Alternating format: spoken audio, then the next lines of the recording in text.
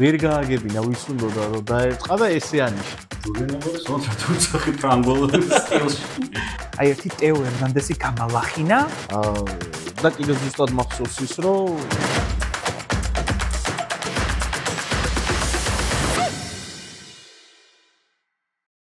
მოგესალმებით. დღეს სამშაბათია და თქვენ უყურებთ მე-7 ეპიზოდს გადაცემისა შედეგს მიღმა. თქვენთან ერთად ვართ კვლავ მე, გიორგი, რეზი და ირაკლი. ბიჭებო, როგორ ახართ? ეს კარგად. მოვიდა მარტი და ალერგია. ენერგიულად. მანამ სანამ ამ ვიდეოს ყურებას დაიწყებთ, გთხოვთ რომ დაალაიქოთ, გამოიწეროთ ჩვენი არხი და დღეს შევიკრიბეთ ალბათ ყველაზე გემრიელ საფეხბურთო თემაზე სასაუბროდ, ეს არის ჩემპიონთა ლიგა.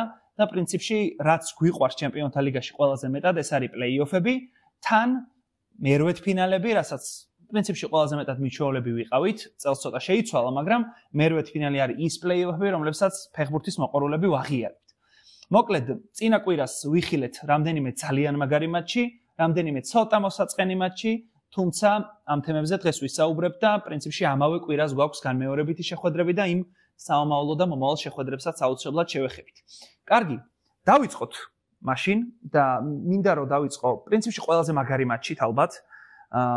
თამაშიც ყველაზე მაგარი ეგ გამოვიდა, აფიშაც ყველაზე მაგარი ამ მატჩს ჰქონდა და პრინციპში ამ კვირაშიც ალბათ ყველაზე მეტად საინტერესო თან ქართველებისთვის იქნება PSG-ს სტუმრობა ლივერპულში. თუმცა ერთი კვირით გადავახვიოთ უკან და პარიზულ მატჩზე ვისაუბროთ, იმიტომ რომ მე მგონი ძალიან მაგარი მატჩი ვიხილეთ.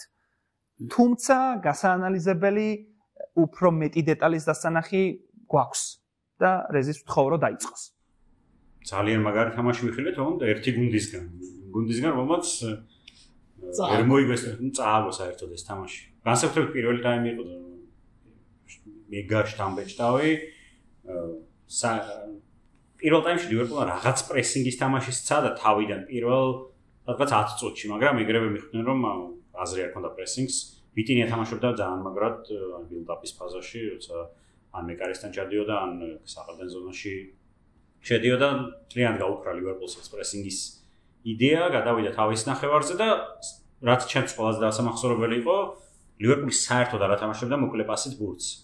ანუ ეგრევე პასი და გრძელი დარტყმა იქით ნახევარზე და თუ გახსოვთ ძალიან ბევრი იყო კადრი, როცა ვან დაიკი პირდაპირ კარიდან უთხრამდა, ანუ ალისონის მაგივრად უთხრამდა, შეიძლება უფრო შორს უთხრამს ვიდრე ალისონი უმიზნებდნენ ფლანგებს, მაგრამ ფლანგებზე საერთოდ ვერ მოახერხეს ბურთის მოპოვება, ერთხელ მოიგეს ბურთი, გრძელი დარტყმით და მაშინ გაიტანეს გოლი, როცა ალისონმა დაარტყა, ნუნიესმა აიღო და გავიდა გოლი. მოკლედ პლეიოს PSG, ანუ ეს არ იყო ესე რომ PSG-ს ბურთი ჰქონდა და უბრალოდ ბურთი ჰქონდა, როგორც ვთქვათ, ბევრ თამაში გვინახავს, ხო? ადრე ლუის ენრიკეს გუნდების ეს იყო, რომ ბურთი ჰქონდა და პლეიოს სტაბილურად ჰქონდა მომენტებს. განსაკუთრებით პირველ ტაიმში მუდმივად ხსნიდნენ ზონა 14-ს, იქიდან ძალიან ბევრი დარტყმა ჰქონდათ, კარგი მომენტები ჰქონდათ, ნუ ალისონზე მაგაზე ვისაუბრებთ კი. აუცილებლად დავსვამ მაგ შეკითხვას ალისონთან დაკავშირებით. ირაკლი, მე ესე დავიწყებ, რომ ჩემი აზრით თუ ესე გაგრძელდა, კიდე ალბათ 1-2 წელი და ლუის ენრიკე დარჩა PSG-ში და არ შეიცვალა ნახევარდაცვა, ნევეში, ვიტინია და ფაბიან რუისი, თლად ჩავი ბუსკეტსი ინიესტა ვერ გახდებიან, მაგრამ სადღაც ახლოს მივლენ. ნუ ნევეში საერთოდ სასწაული იყო 6, 8, 10 ნომერს თამაშობდა, ოღონდ განა რაღაცა თამაში გადანაწილე, აი ამ დროს ამას თამაშობ, იმ დროს იმას. აი ერთ შეტევაში თავიდან იყო 6, მერე იყო 8, მერე იყო 10, მერე ფლანგე 7 ნომერი ხდებოდა, სასწაული თამაში ჰქონდა. თან ისე რომ 6 ნომრის თამაში დიდად ხო არ ჩანს ხოლმე. ეხლა ამ ბოლო დროს დაიწყო საერთოდ საფეხბურთო სამყარო 6 ნომრის დაფასება და ამან ერთ თამაში ისე ითამაშა 6 ნომრიდან, რომ თითქმის ყველა ხედავდა რა, არც ისე ფეხბურთში კარგად ჩახედილი გულშემატკივარიც კი. ნუ ფაბიან რუისი იყო ძალიან მაგარი, იმიტომ რომ გრავენბერხი საერთოდ გათიშა, გრავენბერხის პასების, ჯერ პასები ხო ძალიან ცოტა ქონდა გრავენბერხის და საერთოდ გათიშა გრავენბერხი. გრავენბერხის პასების სიზუსტე იყო 50% რა დაახლოებით, როცა წელს 87, 90 და 94%-ზე ადის ხოლმე და გრავენბერხი არის ის 6 ნომერი, რომელიც იწყებს რეალურად ლივერპულის შეტევას. თან წელს ხო საერთოდ სასწაულად გაიხსნა. გრაუნბერხი ვერ აძლევდა პასს სობოსლაის, სალაჰის თავარი პეცი რაც არის, რომ აი არეულ სიტუაციაში ბურთს იღებს, მაგასაც ვერ შვებოდა სალაჰი და ლივერპული იყო, რომ რაღაც მომენტში მიხვდა, რომ ბიჭებო მოდი გავძლოთ და გაძლეს. გაძლეს რა ალისონმა გაძლო. სლოტის პრაგმატულობა ხო ძალიან ბევრჯერ გვისაუბრია, რომ სლოტი პრაგმატული მწვრთნელია კლოპისგან განსხვავებით მაგალითად. ამ თამაში კიდევ უფრო გამყარდა, გეთანხმები იმაზე, რომ ლივერპული სადღაც იყო გაძლებაზე, მაგრამ ძალიან საინტერესო იქნებოდა ეს თამაში გვეხილა მას შემდეგ PSG-ს რო გაეტანა. ანუ რა გეგმა ექნებოდა სლოტს, მაგალითად, რაღაცა ხვიჩა კვარაცხელიას გოლი ჩათვლილი იყო, რაღაც შორს მივდივართ, ხო? ხვიჩას რო რამდენიმე სანტიმეტრით პატარა ქუსლი კონდეს, ეგ გოლი ჩაითვლებოდა, საოცარ გოლს ჩათვლილს უნახავდით, სამწუხაროდ გაუქმებული ვნახეთ. აი ამის შემდეგ სლოტს რა გეგმა ექნებოდა, ეგ ძალიან მაინტერესებს. გასაგებია, რომ შეიძლება, იცი რა, 1-0-ზე შეიძლება ოდნავ ამოსულიყო და ამოეწია ეს მისი პრესინგის ხაზი, მაგრამ როგორი საბეჭდილება დამჭა, იცი, ნებისმიერ შემთხვევაში ლივერპულმა საქმე გადადო ენფილდისთვის. იმიტომ რომ ალბათ არც 1-0-ის წაგება, შეიძლება არც 2-0-ის წაგება ლივერპულისთვის არ წარმოადგენს პრობლემას, იმიტომ რომ იქ ხო ვიცით რა ელოდება PSG-ს რა. უბრალოდ ერთი რაღაცის თქმა მინდა. მე ჩემს აზრს ვამბობ, ამ წყვილში კატეგორიულად არ მგონია ყველაფერი დამთავრებული. იმიტომ რომ ალისონს ჰქონდა მატჩი, რომელიც შეიძლება ინდივიდუალური პერფორმანსით გაცილებით შეიძლება არა, მაგრამ ცოტათი უკეთესი იყო ტიბო კურტუას ფინალზე. საოცრებები ქნა და იგივენაირი მატჩი რო არ კონდეს ალისონს, ეხლა PSG-მ რო გოლები გაიტანოს, ხო არ გაგიკვირდებათ? არა, რა თქმა უნდა. არა, ეს თამაში რო რაღაც იგივე სცენარით გადათამაშდეს, კიდევ 10-დან 9 შემთხვევაში PSG მოიგებს. მიუხედავად ალისონისადმი მთელი პატივის ცემისა. გეგმას რაც შეეხება, ანუ რაღაც სასტარტო გეგმაში არის რაღაც პრესინგი, რომელიც ჩანდა თავიდან, ჟოტას გამოყვანა, რაღაცი გეგმები ალბათ იყო, მაგრამ აღარ გაქრა ეს გეგმა ეგრევე, იმიტომ რომ იმდენად დომინანტური იყო PSG. მეორე ტაიმში გამოჩნდა, რომ ლივერპული უბრალოდ დაცვაში გადავიდა და აი როგორ იყო იცით, აი PSG-ს ბურთის ფლობა გაიზარდა, მაგრამ უკვე ისეთ სახიფათო მომენტებს ვერ ქმნიან. პარიზელები ძირითადად შორიდან უტყამდნენ. მეორე ტაიმში ეს იყო. პლუს აი ერთი ეპიზოდი რაც იყო სალაჰი ნუნმენდეშის დუელი იყო. 8-დან 8 დუელი მოუგონა ნუნმენდეშმა, მაგრამ სალაჰი რო გავიდა, ნუნმენდეშმა დაამთავრა თამაში. და ჰარვი ელიოტი აი იქ ძალიან კარგად ჩანს, რომ ეპიზოდის დასაწყისში არის რომ ერთი 10-15 მეტრიანი ფორა აქვს ნუნმენდეში. და ეპიზოდი რომ თავდება, უკვე 15 მეტრიანი ფორა აქვს ელიოტს. ეთქობა ჩათვალა რომ სალაჰთან ერთად ესეც ამანაც ესეც უნდა გასულიყო მოედნიდან და აი ეს რაღაც ხო სლოტმა რო ეს შეცვლა გამოიცნო რაღაც ეს მეორე ტაიმში უფრო დაცვით იმაზე გადაეწყო, მაგრამ გასაგებია რომ ეს ყველაფერი რო არა ალისონი ჩვენ ახლა არ ვისაუბრებდით რაღაც გეგმებზე ლივერპულის, იმიტომ რომ თვითონ სლოტმა აღიარა რომ ისინი თამაში გადარჩნენ. მე დარწმუნებული ვარ რომ ენფილდზე ეგეთი სცენარი არ იქნება ალბათ თამაშის, მაგრამ აბსოლუტურად გეთანხმები იმაში რომ PSG-ს კარგი შანსები აქვს. მეც დარწმუნებული ძალიან კარგი შანსებია. მეც დარწმუნებული ვარ, რომ PSG-ს შანსები აქვს. იქ რაღაცის თქმა გინდა და ერთ კითხვასაც დაგისვამ, რომ მიპასუხო. ხვიჩა კვარაცხელიას გაყვანა ხო არ იყო შეცდომა და ბოლო წუთებში ხო არ დაეწყო PSG-ს ცოტა დაღლილობა, იმიტომ რომ დროში მაგალითად ლივერპულმა უფრო მეტი ხანი დაისვენა, ანუ იქ ინგლისში თუ გახსოვს თასის თამაშები იყო, არ ითამაშა და PSG-ს ჰქონდა თამაში. არა, რის თქმაც მინდოდა იყო ის, რომ სლოტმა გამოიცნო რომ ცვლილება, ანუ რეალურად ერთადერთი გამოსავალი იყო ეგ, რომ ურტყავენ წინ, იქ თავზე თამაშობს ჟოტა და გამოიყვანა ყველაზე მაღალი ვინც ყავდა და თავდამსხმელი და მაგან გაამართლა. რეალურად თან მიხვდა რომ სალაჰზე მართლა მიწებებული იყო ის რა, ანუ იქ ლოგიკური ცვლილება გააკეთა და მაგან გაამართლა. თლად გამოიცნო ეგ არ მომეწონა რა, გამოიცნო არა, რაც ჭირდებოდა ეგ იყო რა, ამას ფამოშობთ და მოდი როგორც უნდა იყოს ეგ ქნა და ხვიჩას გაყვანა არ ვიცი, ალბათ ლუის ენრიკემ უკეთესად იცის, არ ვიცი რა როგორ ფიზიკურ კონდიციაშია თამაშობდა თუ არა, თან ის ბევრი დეტალი რა რისი შეცვლა უნდა და ეგ რეალურად არ გამოჩნდა, იმიტომ რომ ხვიჩა რო გავიდა მაგის მერე უკვე იმდენად ჩაწეული იყო ლივერპული, რომ ალბათ უფრო უნდა და რომ გაიხსნა სივრცე, არ ვიცი რა ჩანაფიქრი ქონდა, მაგრამ ფაქტია, რომ ყველაზე მეტად ხვიჩა ამწოვებდა, შეიძლება დემბელიც, მაგრამ მაინც ჩვენ ვთქვათ, რომ ხვიჩა უფრო ამწოვებდა რა. კი ბატონო, თქვათ. კიდე ერთი სადარდებელი დაგვიმატა სხვათა შორის ამ მატჩსმა.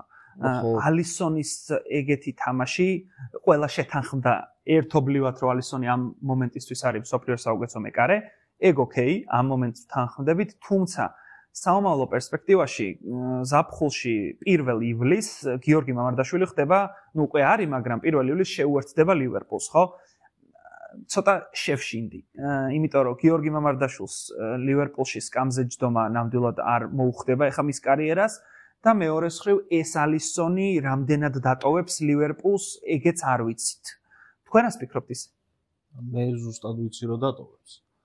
ზუსტად რა ინფორმაციაც მაქვს საიდან ახლა აღარ ვიტყვი და ამ ზაფხულში როცა თუ გახსოვს ის მომენტი რო იყო რომ ბორნმუთში უნდა გაენათხოვრებინათ მე როგორც ვიცი და სანდო წყაროდან ვიცი რომ ეგ შეთავაზება რო იყო მამარდამ დაბლოკა რომ რეალურად ზაფხულში ტოპ მეკარეებში იყო უკვე მამარდა ამ ევროპის ჩემპიონატის მერე და თუ ტოპებში ვარ, მაშინ რატო უნდა წავიდე რაღაც პრემიერ ლიგის რაღაც გუნდშიო, ჯობიაო რომ დავრჩეო და ზოგადად მამარდას აგენტი, ალისონის აგენტი ძალიან მეგობრობენ ერთმანეთთან და ჯენტლმენური შეთანხმება შედგა იმისი, რომ იყიდდა ლივერპული წავიდოდა ვალენსიაში კიდე ერთი სეზონი დარჩებოდა და ალისონი აუცილებლად მიდიოდა საუდის არაბეთში.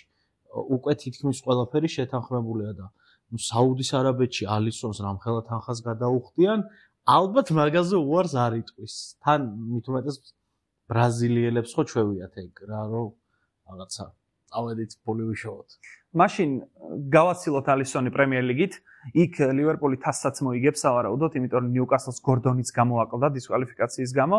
ეს მეორე ტიტული თუ ჩემპიონთა ლიგა მოიგო და ეს არ გამიკვირდება და რა თქმა უნდა PSG-ს გულშემატკივრობა ამ მომენტში, მაგრამ თუ დაეძლიერმა გაიმარჯოს, როგორც ამბობენ, თუ ეგეც მოიგო, მაშინ 3 ტიტული დავემშვიდობოთ და გიორგი მამარდაშვილს დაუთმოს ადგილი.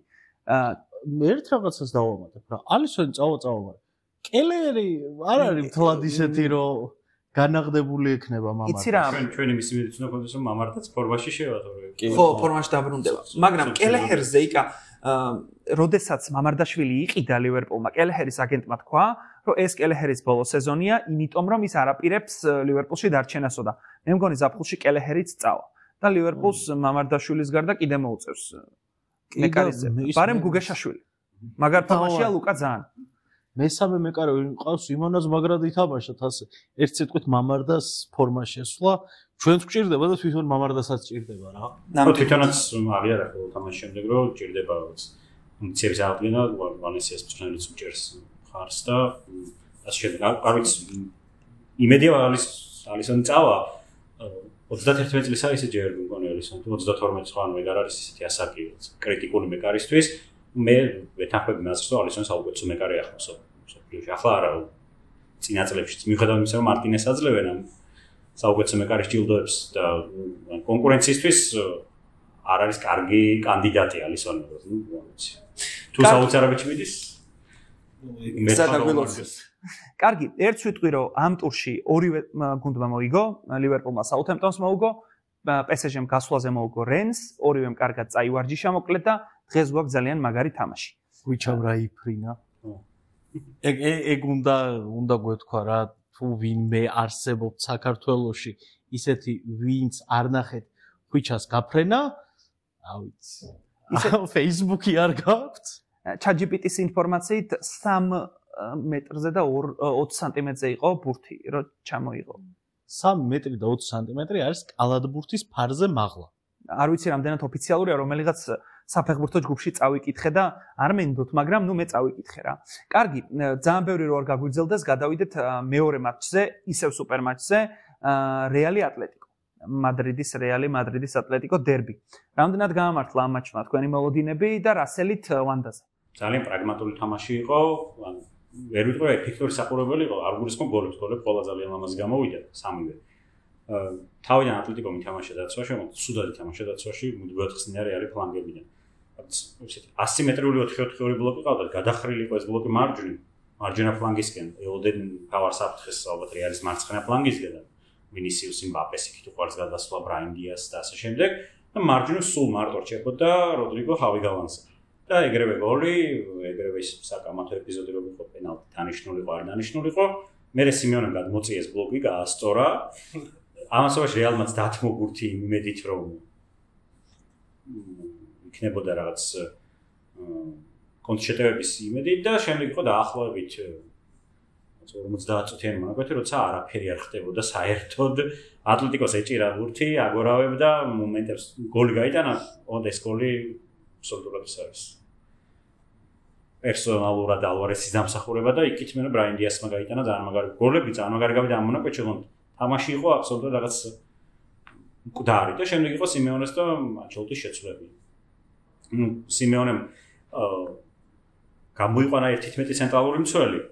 გაიყვანა გრიზმანი, მაგრამ ეს არ იყო მთლად დაცვითი შეცვლა, იმიტომ რომ თქვა ლატერალებს შეეძლო თქვა, რადგან უკან სამ მცველი იდგა ცენტრალური, უფრო თავამაც წასულთან, პლუს სორლოტი დაამატა მაღალი ცენტრ ფორვარდი, მაგრამ საქმე იმაში იყო, რომ აქეთ ლუკა მოდრიჩი გამოვიდა და 70%-ამდე გაიზარდა რეალის ბურთის ფლობა.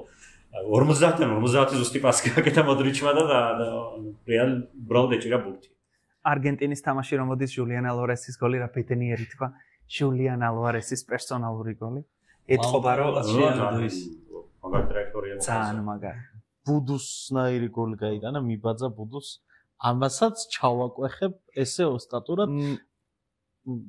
კაი, ვიტყვი, პირველი გოლის ეპიზოდში აი ზუსტად ის გადახრილი რო იყო. 6 წუთში კინაღამ კარიერა დაუმთავრა როდრიგომ გალვას აი რაღა. 6 წუთში აფორთხიალა. მაგრამ მაინტერესებს აი ლინო რას აკეთებდა იქ რო იდგა უბრალოდ კარგი ბილეთი ქონდა თამაშის თუ რა ხდებოდა, იმიტომ რომ აი მარჯვენა მცველს ვიჭერ, მაგასაც ვერ იტყვი, იმიტომ რომ ვალვერდი საერთოდ ცენტრში იყო შესული. ეს იდგა, აბა რა მოხდება და ეხ იყავე კაცო მარტო და აი რატო თან სიმეონემ რეალი ხო კარგად ეგრე რატო გარისკა. გათვლა ეგ იყო, რომ 1-1-ზე უნდა მორეოდა, მაგრამ აი ვერა. სხვათა შორის სამივე გოლი, უბრალოდ ხო, სამივე გოლი პრინციპში განსაკუთრებით რეალის პირველი გოლი მოვიდა სივრცის ათვისებიდან. მაქსიმალურად წელავდა რეალი შეტევას, როდრიგო პირველი გოლის ეპიზოდში სკრინში ამას ვაჩვენებ, რომ ფაქტობრივად დგას აუტის ხაზთან და 1-1-ზეა გალანთან. და ვალვერდე მისი უნიკალურობა ხო ვიცით პრინციპში. 1-1-ზე პასი კი არ მისცა, რომ 1-1-ზე ფინტზე წასულიყო როდრიგო. შემოატარა ეს ბურთი და როდრიგოს იქ საქმე გაუადვილა, ასე ვთქვათ. სხვათა შორის იგივენაირად მოვიდა ატლეტიკოს გოლიც. სკრინში ამოვანათებ, რომ ფლანგი ცარიელია, იქ შედის ეს ჟულიან ალვარესი და რჩება კამავინგასთან 1-1-ზე, მოახერხა მისი მოტყუება და მართლა ულამაზესი გოლი გაიტანა და ბრაჰიმის გოლის შემთხვევაშიც ბრაჰიმი ძალიან ჭკვიანი ფეხბურთელია რა. ერთი მოძრაობით, რომელიც იდეაში იყო მეტოქის კარიდან, სამი მცველი, იქ საყრდენიც იყო, რომ შემოიკრიბა, მენდი შეძვრა ფლანგზე, მენდი მიცის მის შესაძლებლობები, თლად ბოლომდე არ შეძვრა, დაელოდა ბრაიმს და ბრაიმის რაღაცა საოცარი ტექნიკის ხარჯზე გავიდა მართლა ძალიან მაგარი გოლი. კარგი, რას ველოდებით ვანდაზე? ჟულიან ალვარეს კონტრა თუ წახი ფრანგულ სტილში. ხულიან. მე ძალიან ცირე შანსი მგონია ატლეტიკოსი, იმიტომ რომ სიმეონეს მოუწევს მოიფიქროს რაღაც სარისკო და იმ ფონზე რომ არ გაეპაროს რეალის კონტრშეტევა. ვინისიუსმა და მბაპემ რომ ახლა ცუდი თამაში ჰქონდა ძალიან. სანტიაგოზე, მაგრამ არ მგონია რომ რაღაც კონტრშეტევა არ გაიქცეს ატლეტიკოს პლუს ბელინგემი დაბრუნდება. ვალვერდეზე უნდა ვისაუბრო, რაღაც სასწაული თამაში ჰქონდა. მაგრამ თან თამაშის შემდეგ სამედიცინო შტაბმა თქვა, რომ ეს იყო 60%-ზე მომზადებული ვალვერდე და ვალვერდე ალბათ უმატებს პროცენტებს და კიდევ უფრო მონსტრი გახდება, ამიტომ სცენარი ჩემს აბსოლუტურად გასაგებია, იქნება ბევრი რაღაც პროვოკაციები, იქნება რაღაც სიმეონე, რომელიც რაღაც ტრიბუნებს ამოქოქავს, ეს რაღაც თავის როლს ალბათ ითამაშებს, მაგრამ მაინც ძალიან მცირე მგონია რაღაც ატლეტიკოს შანსი. ან ბანალურად ატლეტიკო უფრო სუსტი გუნდია ვიდრე რეალი. და პლუს ამას რა არის, იცი, გასაგებია რომ ფიქრებით სიმეონე იყო ჩემპიონთა ლიგის საპასუხო მატჩზე, მაგრამ ხეტაფემაც დაუკამბექა და ამ წაგებით შეიძლება ლა ლიგაში ძალიან სერიოზულად გაიპრობლემოს საქმე. ეხლა დღეს რო გამოვარდეს, რაც ვერ შევამცირებთ ამის შანსს მადრიდის რეალს ეთამაშება, მერე უკვე ლა ლიგაშიც ი პრობლემებს თავს და მე როგორც ანტი დიეგო სიმეონეს ესეთი განწყობის მქონე ადამიანი, რა თქმა უნდა, გულშემატკივრობ იმას, რომ ატლეტიკო მადრიდი გავარდეს, იმიტომ რომ ძალიან არ მიყვარს დიეგო სიმეონე. იქ ამ მაჩზე თუ გინდა რამეს დამატებ. არა, მე სიმეონეს დავამატებ, რომ მე პირიქით. ამის. იმიტომ რომ ეგ ადამიანი რასაც ჩვება, ეგ შეიძლება ვერ მოახერხოს ანჩელოტიმ, შეიძლება ვერ მოახერხოს გვარდიოლამ და რა ვიცი, ვინიც კიდე კარგი მწვრთნელი და ეგეთი დიდი მწვრთნელი, ატლეტიკოს მცირე ფინანსური შესაძლებლობებით ვარსკვლავები დააკომპლექტა და ორი თანაბარი დონის გუნდი ყავს რა რეალურად. კი როგორ თამაშ, ეხლა შეიძლება ძალიან მეგა ვარსკვლავები არ ყავს, მაგრამ ვარსკვლავები ხო ყავს. არა, მე სრულიად ვაღიარებ დიეგო სიმეონეს როგორც მაგარ მწვრთნელს, განა იმას ვთქვი, რომ სუდი მწვრთნელია და საშინელი მწვრთნელია მეთქი. უბრალოდ არ მიყვარს. ანუ ხო შეიძლება ვიღაც გენიალურიც არ გიყვარდეს. აი ეგ სადღაც მანდ ვარ, თორე ბუნებრივია ხა საოცრება რაღაცებს აკეთებს ჩოლო, მაგრამ უბრალოდ მე რა ვქნა, არ მიყვარს დიეგო სიმეონე. ჩემთვის სამი მწვრთნელია, ვინც რაღაც გუნდი აწია უფრო მაღალ დონეზე, ვიდრე მისი ეს გუნდი ავიდოდა თავისი რესურსებით. პოჩეტინომ გააკეთა ეგ ტოტენჰემში, კლოპმა გააკეთა დორტმუნდში და სიმეონემ გააკეთა ატლეტიკოში. ეხლა ბევრს შეიძლება თქვას, რომ ატლეტიკო დიდ ტრანსფერებსაც უკვე აკეთებს, მაგრამ ატლეტიკო საერთოდ არ იყო ასეთი გუნდი ამ რესურსების მომენტ სანამ სიმეონე მივიდოდა. სიმეონემ აიყვანა იქ იმ დონეზე. სიმეონემ დააბრუნა საფეხბურთო რუკაზე, ატლეტიკო მადრიდი ახლა რა თქმა უნდა. თან უნდა გავითვალისწინოთ ერთი რაღაც. კლუბების ძირითადი შემოსავალი არის სატელევიზიო უფლებები.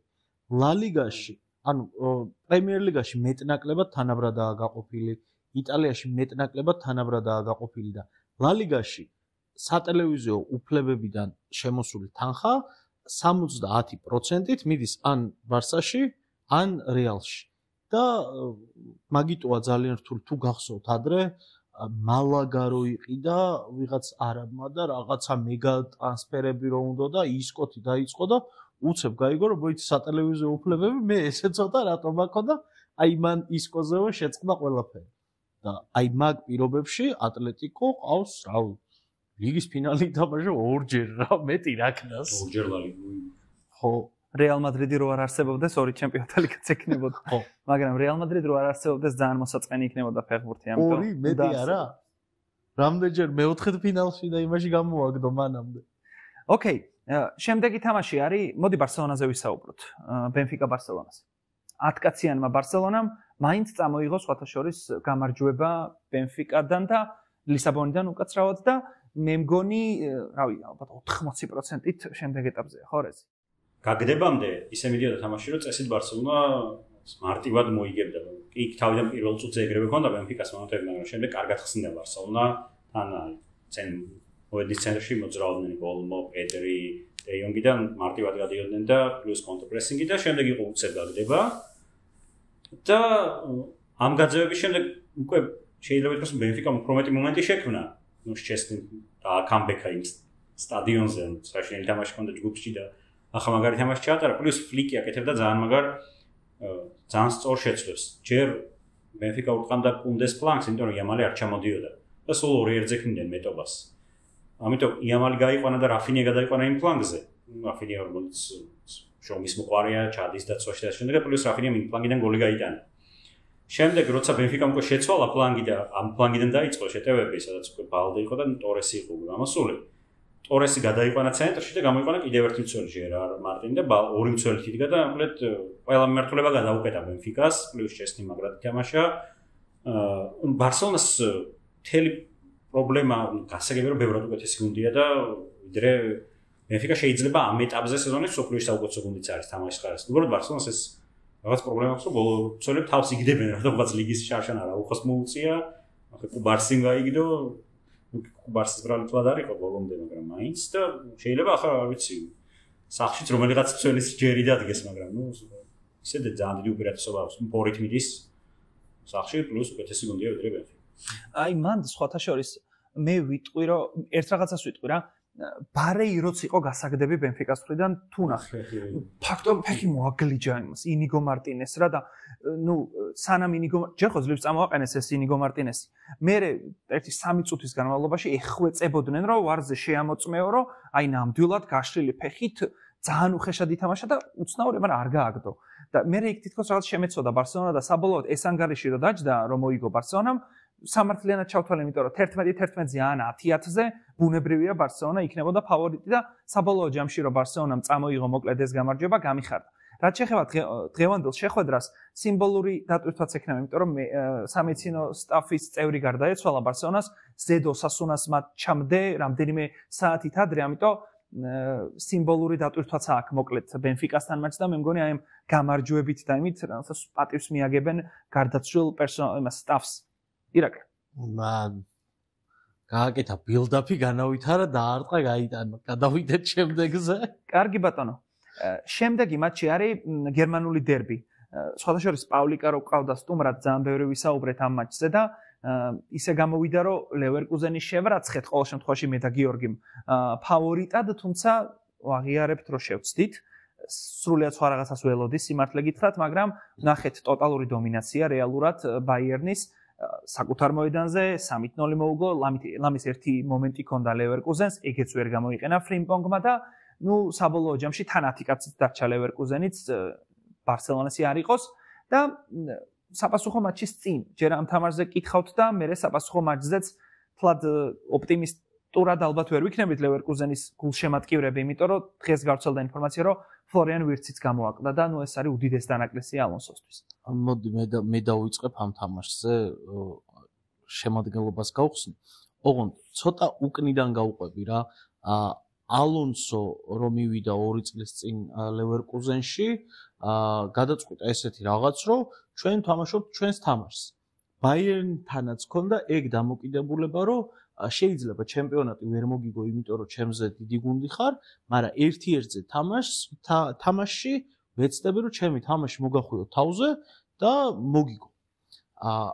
შექმნა, ძალიან მაგარი გუნდი, ძალიან მაგარი რა, ცოტა უცნაური გუნდი იყო, იმიტომ რომ მთელი სეზონი იგებდნენ, არაგებდნენ ბოლო წუთებზე გოლები გაქონდათ, მთელი მსოფლიო ლაპარაკობდა ლევერკუზენზე, არადა თავს დავდებ, რომ 90% ლევერკუზენის თამაში არ ქონდა ნანახი. გავიდნენ ფინალში და ფინალში სხვა თამაში არ იყო იმ დღეს და მთელი მსოფლიო დაჯდა და დასწყდნენ და მოდი, აბა რას თამაშობს ეს ლევერკუზენიო და გასპერინი აი მასტერ კლასი ჩაუტარა. გავიდა რაღაცა დრო, უკვე ლევერკუზენზე ჰაიპი ატყდა, უკვე აკვირდებიან, ალონსო უნდა გადავიდეს, გადმოვიდეს და ერთი კვირით ადრე თუ 2 კვირით ადრე ეთამაშა ბაიერნს ფეხი არ გაანძრევინა, მოდის ეს თამაში და უკვე ალონსოსგან ყველა ელოდება იმას, რომ მოიგებს. და რა შვება ალონსო? გამოყავს 6 მცველი. იმათ წინ 2 საყრდენი, 1 10 ნომერი და 1 ეს ადლი. გასაგებია რომ გრიმალდო და ფრიმპონგი მეტნა ვინგერებს თამაშობდნენ, მაგრამ ფეხბურთში არის ერთი ესეთი დაუწერელი წესი რა, რაც არ უნდა სწრაფი იყოს და ვინგერისავით თამაშობდეს, ამპლუით მცველი არის, ამპლუით მცველი რა, იმის ფსიქოლოგია სხვანაირად არის მოწყობილი რა.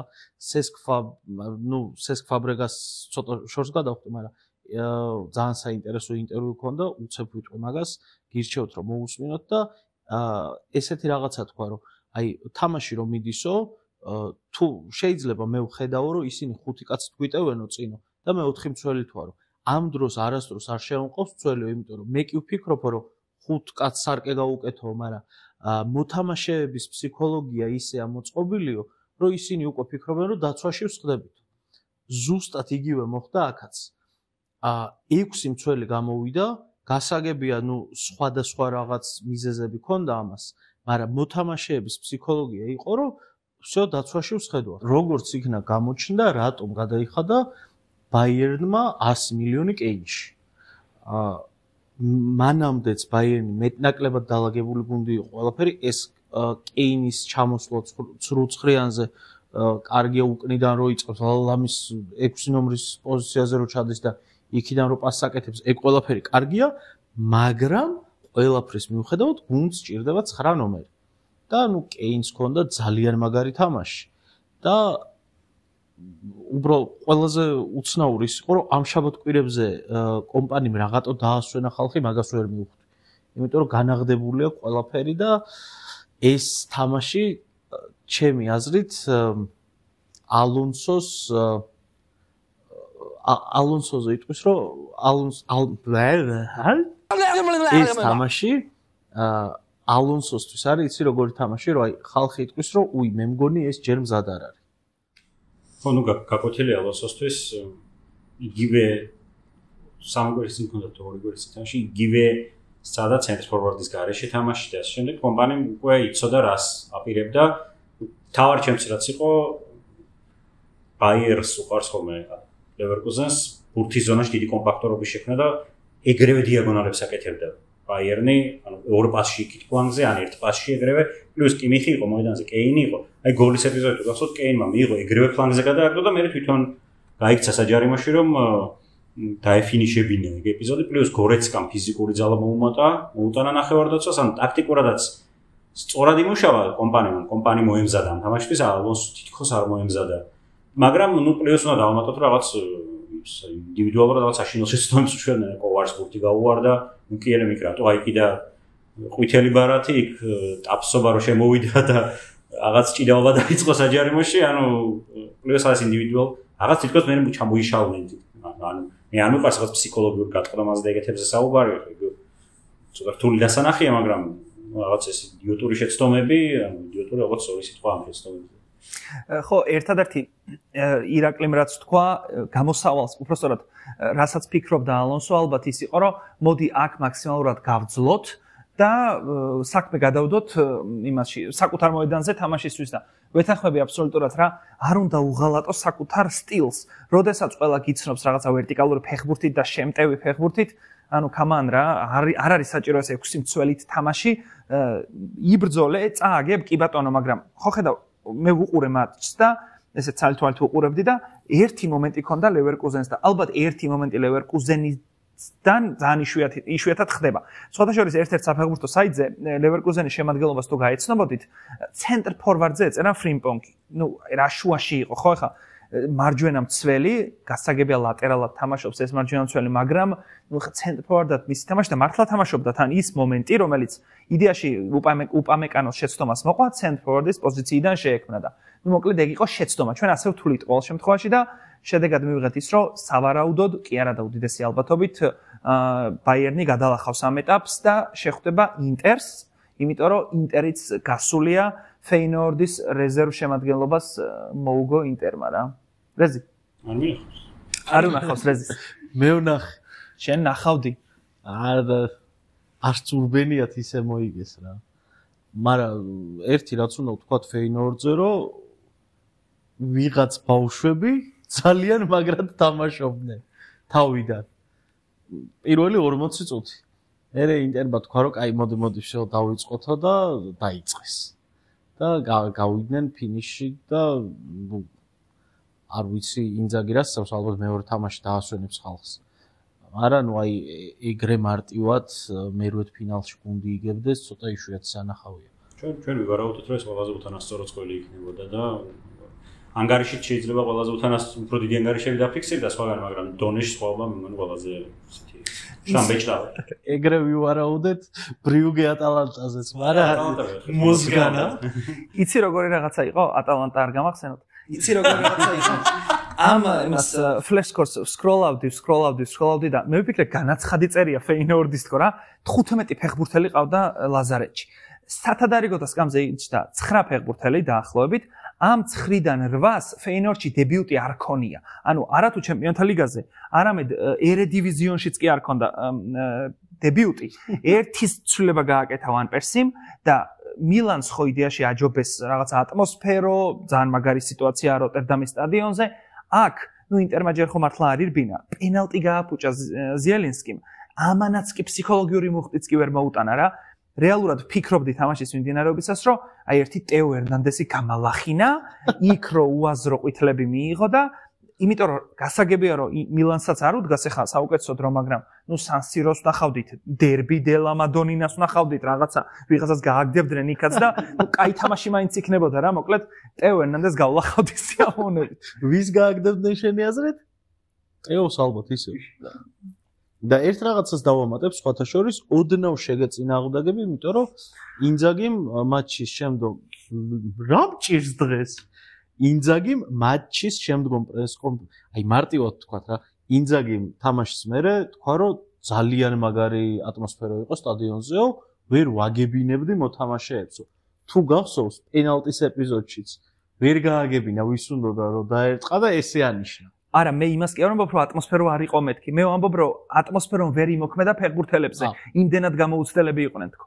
ეს თქვი მოკლედ ნუ ინტერი გავა თუ არ გავიდა საოცრება მოხდება და პრინციპში ამას არ ველით ალბათ შემდეგი მატჩი იყო მოდი PSV Arsenal-ზე ვისაუბროთ რა რაღა ვისაუბროთ 7-1 დავთავრდა სიგიჟე გააკეთა PSV-მ თამაში პერსონალური პრესინგი თამაშა ოღონდ ამ პერსონალურ პრესინგში აი ყველაფერი იყო მოშლილი პერსონალური პრესინგი ანუ ფეხბურთს ან ისეთი მნიშვნელოვანი თამაშის ელემენტია რომელსაც ბევრი მწვრთნელი იყენებს მაგრამ ბევრს არ მოსწონს და Ernst Happels უყვარდა თქვა რომ personal pressing მოთამაშე მოძრო ხედავთ 11 ვირუსს უყურებ მოედანზე აი ეგრე თამაშობდნენ ყველა ისე მისდევდა ბოლომდე თავის მოწინააღმდეგეს და ისეთ ზონებში ხდებოდნენ შემდეგ რომ იქ არ უნდა ყოფილიყვნენ იყო მომენტი როცა ლანგი იყო ბოლომცველი პირველი გოლის ეპიზოდში ლანგი კეტავს შორეულ ძელს და უდგას რაღაც აი ტიმბერი და აი აქამდე წდება ტიმბერს და თავზე უნდა ებრძოლოს პლუს ყველა თითქმის ყველა დუელს აგებდნენ მე რაღაც მომენტებში ითიშებოდნენ ეპიზოდებიდან პლუს ნუ არსალმა ჩართულა როტაციები როცა დაინახეს პერსონალ პრესინგი ანუ ლუის კელი ცენტრში შემოდიოდა და მე კალაფიორი სად მირბოდა ბოლოს ცენტრფორვარდის პოზიციიდან გაუტანა გოლი და ნუ დაი არსალ ფავორიტი იყო ამ წყულში მაგრამ PSV-მ რაღაც ჰარაკერი ჩაიტარა თამაშზე ამ თავისი პერსონალური პრესინგით და ნუ საერთოდ გაიქრო ყველანაირი შანსი იმ თამაშშივე გასაგებია რომ 7 გოლი რომ გადის იქ რაღაც გამართლების ელემენტი არის და 7 XG არ დაუგროვებია არსენალს მაგრამ ლაპარაკობ და უპრობლემოდ მოუწევს ყველაზე მაგარი რაღაც გითხრა ამ თამაშს ნუ ახლა ვერ ვუყურებ არ მიყურებია PSV Arsenal-ზე მაგრამ ნუ ხო ხედავდი ანგარის რა ჯერ მეგონა რომ ფლეშკორი ჭედავდა ეს წითელი ბურთები რო ხტოდა და მე ვიხსენებდი რა ჩემი საყვარელი გუნდი გამოვაგდო PSV-მ ნუ იმას PSV-ში თამაშს ვინც უყურეთ ნუ ე ვერს უნთქავდა იუვენტუსის ფეხბურთელები რა აქ გავხსენი კარტი რომ იუვენტუსის გულშემატკივარი ვარ ნუ გადაუარეს რა იუვენტუს რეალურად თუ უყურეთ მეორე ტაიმში დამატებით დროში აი პასს ვერ აკეთებდნენ და მე ვუყურებ რომ საკას ჰავერცის მარტინელის გარეშე არსენალი 7 გოლს უტანს PSV-ს ახლა იუვენტუსს და არსენალს არ ვადარებ არსენალი გაცილებით მაღალ დონეზეა მაგრამ ნუ 7 ახლა რაგბის ანგარიშია მართლა რა და მოკლედ არსენალი გავა ნეტა გაუჭირდება მაგრამ აქ ერთ რაღაცას დავამატებ მაინც რა ფიქრობდიო და ის არა მე ვწერდი და მე დავცინოდი მაგაზე რომ უთავდამსხმელო გუნდი 7-1 უგებს გუნდს რომელმაც შენი გუნდი გააგდო თქო მე ვიყავი ეგ არ გახსენებია იტყუება მერინო იყო თავდამსხმელი მერინო და დეგმან რაისი იყვნენ თავდამსხმელები ცვლიდნენ პოზიციებს ხან ორივე იყო თავდამსხმელი მაგრამ ნუ აი პერსონალურ პრესინგის თავარი ანტირეკლამა თუ კიდევ ნახოთ იყო აი თამაშია სხვათა შორის არსენალი გადის მადრიდული დერბის გამარჯვებულზე და რომელიც არ უნდა გავიდეს მაინც მაგარი თამაში იქნება მაგრამ რეალი არსენალიც მაგარი თამაში ბევრი რამ იქნება დამოკიდებული როგორ დაუბრუნდება არსენალს საკადასტრო ორ თამაში უბრუნდება და სტრესი დასწრები კარგი ნელ-ნელა დასრულდა ჩვენც დასასრულისკენ მივდივართ მაგრამ დასრულდა ბელგიური სასწაული ატალანტა რო გააგდო ბრიუგემ დამარცხდა ბრიუგე მოკლედ სხვა შორის სულად არ უთამაშიათ ასტონ ვილასთან გამოტანილი ანუ ადრე გამოტანილი თამაში იყო და ვუყურე ამ თამაშს სულად არ უთამაშიათ ეცადნენ მაქსიმალურად მაგრამ აი ბოლოს ჩამოიშალნენ თუ გსურთ ამ მატჩზე რამის დამატება ნუ ასტონ ვილას ცოტა უცნაური შემადგენლობა ყავდა ბევრი ფლანგის მოთამაშე იყო ბეილი რეშფორდი ლუკადინი და ცენტრში ვერ კრავდნენ კვადრატს და მე უნაიმერის უკვე უყარს ბოლო პერიოდში 4-4 კაცი შემოყვანა შეცვლებზე ბულსთან შესვენებაზე გამოიყვანა 4 და აქაც 4 კაცი შემოიყვანა და უკვე კარგ კვადრატს კრავდნენ როჯერსიც იყო ჯეიკობ რემზიც იყო ასენსიოც იყო ნუ მომენტებს ქნიდნენ რომ ვერ იტყვის ასტონ არა ბურთი კარგად მიქონდათ კარგამდე და იქ მე ერთი საკუთარ კარში ჩაჭრეს იქ რაღაც უაზრო პენალტი აიკიდეს და ეთქვა ეს გამართლების ლიმიტი ამოწურა ეთქვა ბრიუგენ ჩემპიონთა ლიგაზე და ასწავლოთ გასულია ჩემთვალ მარტივად ასტონ ვილა გასულია, თუმცა არც ისე კარგი ამბავი გვაქვს ასტონ ვილასთვის, იმიტომ რომ PSG ლივერპულიდან გასულს ხვდება. კი, თან ხვდებით იმაზე, რომ უნდა გავიდეს ასტონ ვილა მართლა კარგი გუნდია, ჩემი აზრით. თუმცა აი PSG ლივერპულის წყულთან ბუნებრივია ვერ იქნება ფავორიტი, მაგრამ ზამთარში კარგი შევსება მიიღეს ეს რეშფორდი, მარკო ასენსიო, საკმაოდ კარგად შეეწყვნენ, სხვა შორის ასენსიოს ძალიან კაი სტატისტიკა აქვს, ისევე როგორც რეშფორდს. იბრძოლებენ რა ხა ჩემპიონთა ლიგის მეოთხედ ფინალი ასტონ ვილასთვის, რომელიც სულ ახლახან ჩემპიონშიპში იყო, ძალიან მაგარი შედეგია. და უნაი ემერი პლეიოფის თამაში მაგრამ ძალიან კარგად იცის. საუკეთესოდ შეიძლება. საუკეთესოდაც შეიძლება იცის და კაც მარიცის შეიძლება, ну, კაი არა. ბევრი მომივიდა, მაგრამ ეს ლივერპულში გამარჯვებული შეიძლება მაგრად გაამწაროს ასტონ ვილამ. თან ისეთი გუნდია რა ყოველ ჯერზე კაი ხო ეყოფათ, სადამდეც გავიდნენ, მაგრამ რა იცი რა ხდება. ნამდვილად. კარგი, ბოლო წვილი დორტმუნდი ლილი, ვთქვით გიორგი პავლიაშვილმა თქვა თუ გახსოვთ, ჩემი აზრითო ყველაზე თანაბარი წვილიაო და ესეც არის, ხო? გასაგებია იქ ყვითელი კედელი, ძალიან მაგარი გულშემატკივრობა, ყველაფერი, მაგრამ დორტმუნდმა ვერ მოუგო ლილს და პლუს ამას სტატისტიკითაც ვერ აჯობა. ძალიან ცუდად ითამაშა.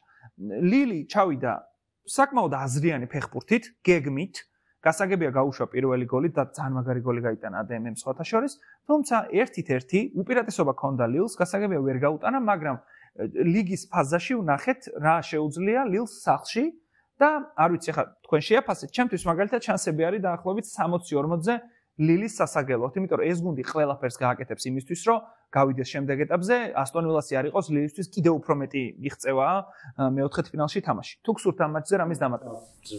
ძალიან ცუდ თამაში იყო, არც ლილს თამაშია კარგად, დორტმუნდაც არც დორტმუნდმა საერთოდ რატომ გოლამდე კარგად ითამაშა და მე რატომ მიატოვა ფეხბურთის თამაში, რატომაც დათმო ბურთი პრესინგით შეწყვიტა, ანუ წავიდა დაცვაში იმ გუნდთან, რომელიც ჩეტევასაც კი არ აპირებდა. თავარი დამტყველი ფლანგი ლილისთვის არის აი სანტოში ჟებროვას ფლანგი და არც ერთი არ ყავდა.